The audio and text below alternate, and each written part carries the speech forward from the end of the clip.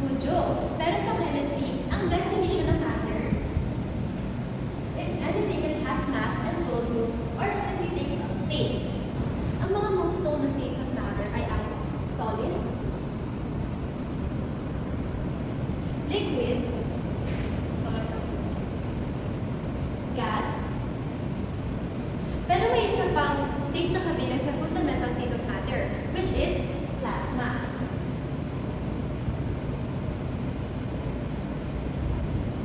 So now that we're done discussing the four states of matter, let us define each state of matter. So first on the list is solid. Solid has definite shape and volume. It has particles that are packed closely together. For example, this marker, this chair, and also this whiteboard eraser, wherein kahit mura-mura nito pa yan, ihulog pa yan, hindi siya magbabago ng shape kasi compacted siya. So for liquid, since it has a definite volume, yet it doesn't have a fixed shape, sa kahit anong container mo siya ilagay, is iti-take up na lang yung space ng container since wala po siyang fixed shape. So for our next is a gas. Gas has no definite volume and shape and has particles that are widely separated. Ang ginagawa ng gas is nag-expansion to fill the space. Tulad na mangyari sa balon na to, hinihipan ko. So kahit saan tayo pumunta is meron gas kasi best example din ng gas is an oxygen. Ma'am! Ang baho! Joke! Lastly is a plasma. Katulad ng sa gas, plasma also has no definite volume and shape. Yet, ang difference nila is plasma is electrically charged. There is natural plasma and meron ding man-made plasma. So for natural plasma, ang example natin ay lightning and sun. And for man-made plasma naman is fluorescent lights and neon signs. Ngayon naman, dumako tayo sa mga properties of matters. So meron tayong dalawang properties of matters. Ito ang physical properties at ang chemical properties. So for physical properties, it has characteristics that can be measured without changing the composition, katulad ng kulay at amount of space needed. While yung chemical properties are the characteristics that can change the chemical composition. So dito sa chemical properties is nagkakaroon ng pagbabago sa magiging outcome ng isang product. So for example is yung flammability and acidity. So this is the example of physical and chemical properties. Is the copper. Copper is a reddish brown for physical properties. It can be dissolved in dilute nitric acid to produce blue solution and brown gas for the chemical properties. So for next is the classification of physical properties.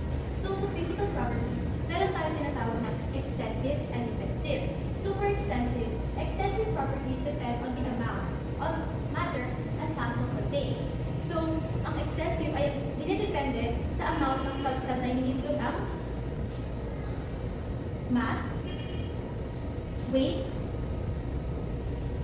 at volume.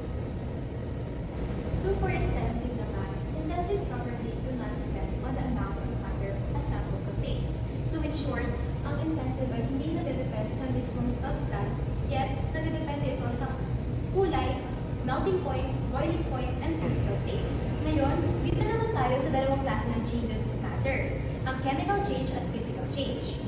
Ang physical change ay ang pagbabago ng appearance pero hindi ang mismong composition. Kung mara, pag pinulit ko ang paper na to, magbabago yung mismong appearance niya dahil napunit siya, yet hindi magbabago yung mismong composition niya.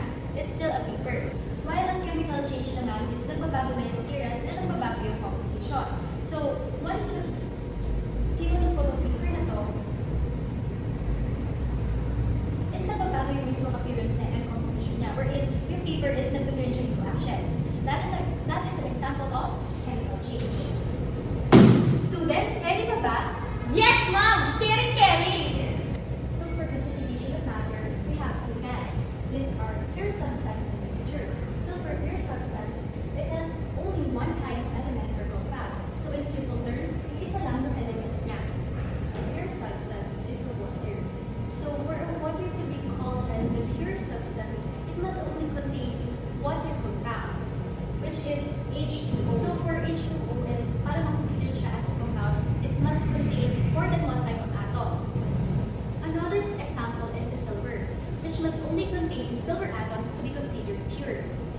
silver is considered as an element because it only contains or it only has one type of atom.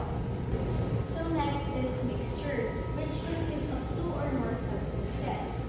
So another example is homogeneous and heterogeneous. So for homogeneous, the best example is an aquash, wherein hindi natin alam kung ano yung mismong components na nandito kasi nakahalo siya. So for heterogeneous naman, the best example is this gypsylite, wherein pag in-open natin siya, and then nabas natin yung mismong product, is evident yung mismong product na dough and chocolate chips. So in short, ang heterogeneous is yung mismong product niya or mismong component niya is nakikita natin siya sa mismong visible eye. And there you have it, class. This is the end of our discussion about matter. Ma'am, palo-palo. Thank you po. Thank you rin!